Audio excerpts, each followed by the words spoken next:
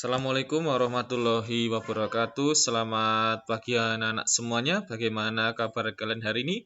Tetap semangat walaupun masih dalam masa pandemi corona. Ya anak-anak, pada kesempatan pagi hari ini kita akan mempelajari mengenai bangun ruang. Sebelumnya kalian sudah mempelajari bangun ruang prisma dan tabung. Pada pagi hari ini kita juga akan mempelajari dua jenis bangun ruang yang memiliki titik puncak. Apa saja anak-anak? Yang pertama, ya, ini merupakan salah satu jenis bangun ruang yang disebut dengan limas. Yang kedua adalah bangun kerucut. Yang pertama, bangun ruang limas. Apakah yang dimaksud dengan limas? Limas adalah bangun ruang 3 dimensi yang dibatasi oleh alas berbentuk segi N dan sisi-sisi tegak berbentuk segitiga. Di sini, pada bagian alas dibatasi oleh segi N.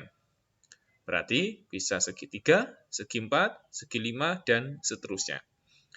Contohnya, yang pertama, ada 5 segitiga. Dari namanya, mengapa diberi nama segitiga? Ini karena limas ini memiliki alas yang berbentuk segitiga. Baik segitiga sama kaki, sama sisi, siku-siku, maupun segitiga sembarang. Berikutnya, ada limas segi 4. Limas segi 4 adalah jenis limas yang alasnya berbentuk segi 4. Segi 4 ini bisa berupa jajar genjang, bisa berupa persegi, persegi panjang, layang-layang, trapesium, dan sebagainya. Berikutnya ada limas segi 5, berarti alasnya berbentuk segi 5. Segi 5 yang dimaksud bisa segi 5 beraturan maupun tidak beraturan. Yang berikutnya ada limas segi 6. Berarti jenis limas yang memiliki alas berbentuk segi 6, baik beraturan maupun tidak beraturan. Ada limas segi 7, limas segi 8, dan seterusnya. Tapi yang sering keluar untuk pembelajaran yaitu limas segi 3 dan limas segi 4. Ya, lanjutkan. Setelah kalian memahami beberapa jenis limas, pada kesempatan ini kalian akan mempelajari luas permukaan dan volume limas. Konsep luas permukaan kalian sudah paham mengenai bangun-bangun datar yang menyusun bangun ruang tersebut. Luas permukaan limas ini merupakan jumlah luas bangun datar yang membentuk bangun ruang. Bangun datar yang membentuk limas terdiri dari sisi alas dan bagian sisi tegak berbentuk segitiga. Bagaimana? Rumus untuk mencari luas permukaan limas bisa dicari dengan luas sisi alas ditambah luas seluruh sisi tegak. Kalau alasnya berbentuk segitiga, berarti menggunakan luas segitiga. Kalau alasnya berbentuk persegi panjang, berarti menggunakan luas persegi panjang. Kalau alasnya berbentuk jajar genjang, berarti menggunakan luas jajar genjang. Ditambah luas seluruh sisi tegak yang berbentuk segitiga. Kalau 5 segitiga berarti ada 3 sisi tegaknya, 5 segi 4 ada 4, 5 segi 5 ada 5, dan seterusnya. Ini yang harus kalian paham. Jadi, saya ulangi lagi, untuk luas permukaan limas ini bisa dicari dengan menggunakan luas sisi alas ditambah luas seluruh sisi tegak pada bangun limas. Sedangkan volume limas ini bisa dicari dengan menggunakan rumus sepertiga kali luas alas kali tinggi limas. Dan anak-anak di sini harus paham, untuk bangun-bangun yang memiliki titik puncak seperti limas dan kerucut, nanti ada ciri khasnya untuk volume yaitu menggunakan sepertiga. Kalau kemarin yang alas dan tutupnya sama, hanya luas alas kali tinggi. Tetapi untuk yang memiliki titik puncak, ini ditambahkan dengan 1/3. Berlaku untuk bangun limas dan bangun kerucut. Ya, untuk lebih memahami bagaimana cara mencari luas permukaan limas dan volumenya, perhatikan contoh soal berikut. Nah, kebetulan di sini Pak Guru menyiapkan limas berbentuk atau beralas segi 4. Tentukan luas permukaan dan volume bangun limas berikut. Nah, di sini ini merupakan sisi-sisi dari alasnya, kemudian ini merupakan sisi miringnya. Luas permukaan limas dirumuskan luas sisi alas ditambah luas seluruh sisi tegak.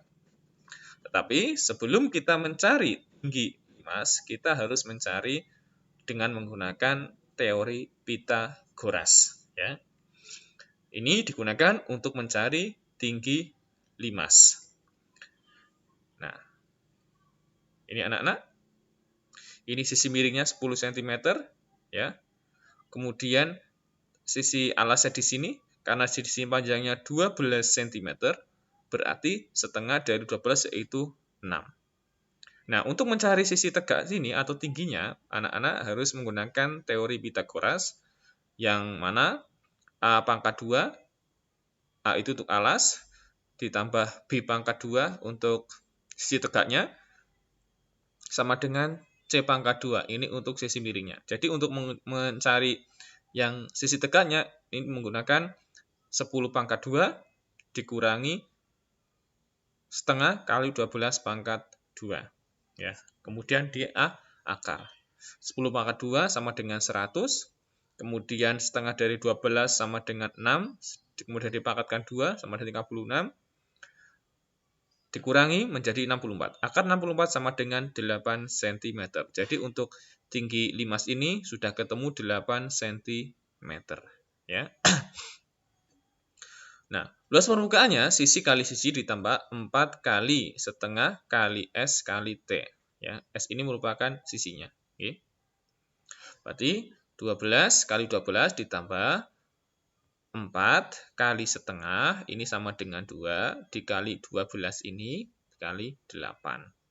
Ya, 8 ini merupakan tinggi dari segi 3. Sehingga ketemu 144 ditambah 192 sama dengan 336 cm pangkat 2. Bagaimana anak-anak? Bisa ya dipahami untuk mengenai luas permukaan limas. Yang kedua, volume limas. Masih dengan bangun yang sama. Tadi kalian masih ingat volume limas itu dirumuskan dengan 1/3 kali luas alas kali tinggi limas.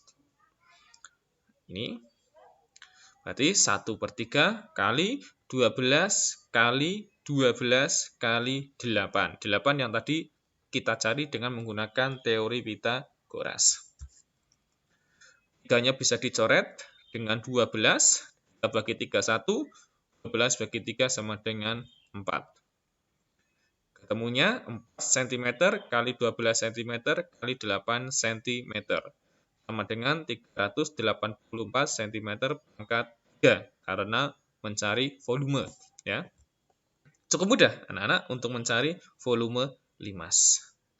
Tinggal nanti disesuaikan saja. Apabila sisi alasnya berbentuk segitiga, berarti menggunakan rumus luas segi 3. Ya. Jangan sampai lupa. Kalau sudah cukup paham, kita lanjutkan untuk bangun yang kedua, yaitu bangun ruang kerucut. Apa yang dimaksud dengan bangun kerucut?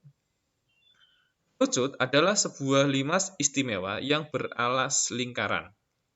Pengertian lain kerucut adalah bangun ruang sisi lengkung yang menyerupai limas segi N beraturan yang bidang alasnya berbentuk lingkaran. Kerucut memiliki dua sisi, satu rusuk, dan satu titik sudut.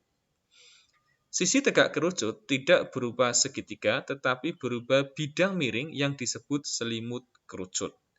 Nah, jarak antara titik puncak dengan bagian bawah sisi alasnya ini disebut dengan garis pelukis. Yang mana garis pelukis nanti akan kita gunakan untuk mencari luas permukaan kerucut dan volume kerucut. Nah, ini ya. Nah, ini bangun kerucut serta jaring-jaringnya. Di situ ada titik puncaknya, ya. Kemudian titik-titik ini yang disebut dengan tinggi kerucut. Kemudian dari titik pusat lingkaran sampai garis tepi ini namanya jari-jari, biasa ditulis dengan simbol R. Nah, ini anak-anak Ini yang dari titik puncak sampai ke titik tepi bagian alas, ini namanya garis pelukis. Dituliskan dengan huruf S. Ya, ini ya. Kita lihat bagaimana cara mencari luas permukaan kerucut. Sama seperti bangun-bangun pada lainnya, untuk mencari luas permukaan ini sebenarnya hanya ditambahkan dari luas alas tambah luas selimut, bangun-bangun yang menyusunnya.